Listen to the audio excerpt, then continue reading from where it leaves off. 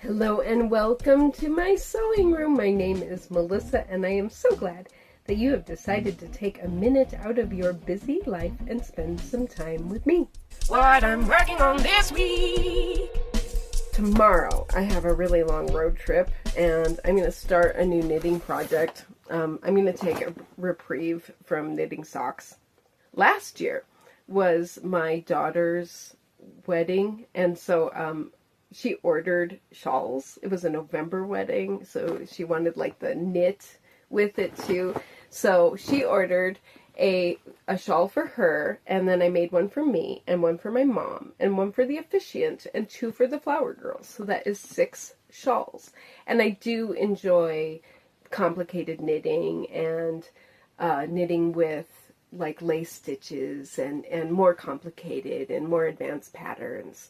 I do enjoy that kind of knitting, but after following so many charts last year, I was very happy to do something mindless. So in January, I made a matched set of fingerless gloves and socks for my friend, and then I started making socks for me.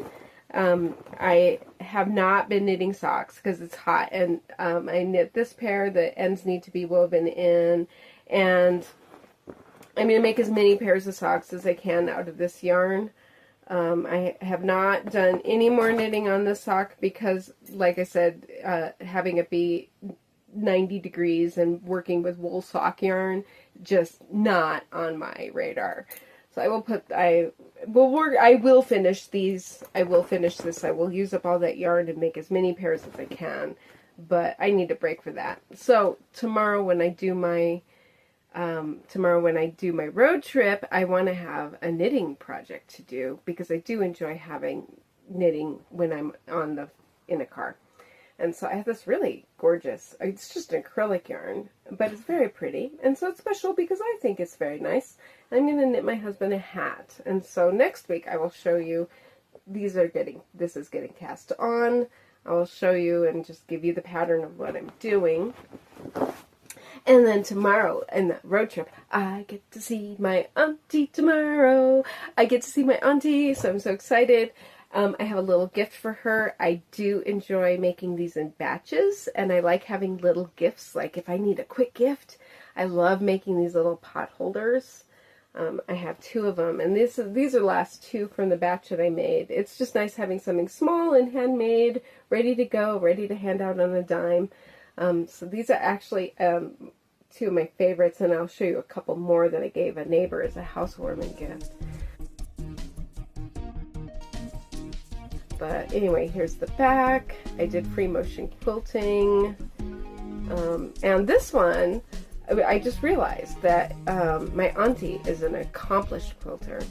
And this really pretty fabric is fabric that she gave me.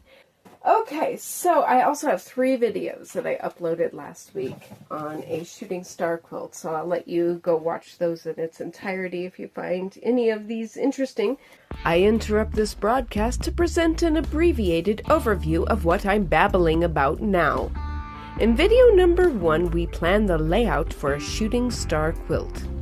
In video number 2, we cut out all of the bits, pieces, and strips to make 35 quilt blocks. And in video number 3, we start sewing these bits, pieces, and strips together. We now rejoin our regularly scheduled broadcast. And then where I'm at with it now is I have this done for the 2 patches.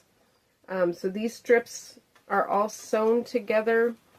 But honestly, I am working today. I'm going to be doing some painting later. And then tomorrow I leave to see my auntie for a couple of days. So this part will be later in the week. Okay, so favorite thing. My favorite thing this week. My favorite thing. I need to make a song for that. I'm going to make a song. A favorite thing. Anyway, if I had to pick one knitting book, just one. Let's say I'm on a desert island and I have buckets and buckets of yarn and lots of needles, but I can only have one knitting book. And actually I don't have very many knitting books. I have lots of quilting books, but not very many knitting books. But I could only have one. It would be this one.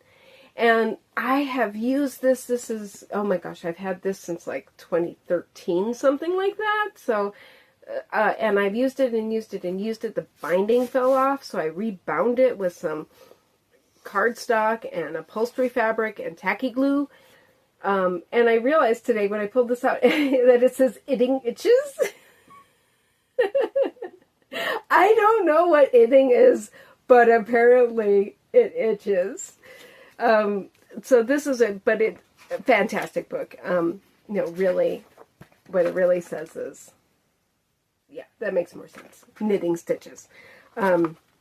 Fantastic book. In the beginning part of the book, it is a tutorial on how do I do this stitch, how do I do that stitch, how do I cable, how do I make bobbles, how do I make lace stitches, how do I make twist stitches. You get the idea. What stitches, if you're a knitter, if you're not a knitter, I realize I'm using words. So the beginning part of it is tutorials. And then as you get, the bulk of the book is textures that you could put into things. So it doesn't have projects like hats and gloves and things, scarves, things like that. It doesn't have any patterns, but what it does have is lots of textures. So we have knit and purl textures, we have cables, you get the idea. So anyway, I love this book, and this is my favorite thing. And let me switch to the page. The texture that I'm going to be putting in my husband's hat is this wave and twist. I think that'll make a fantastic men's hat. So, favorite thing this week? Itting itches. Whatever itting is, it itches. No, really. Knitting Stitches book. Fabulous. So, if you have joined me to the end, I just want to thank you for taking a minute out of your life. And if you have made it this far, please like, please subscribe, because it is fun and you are awesome. I wish you light and love, abundance, peace, blessing, joy, all the good things, until I see you next Monday. Goodbye.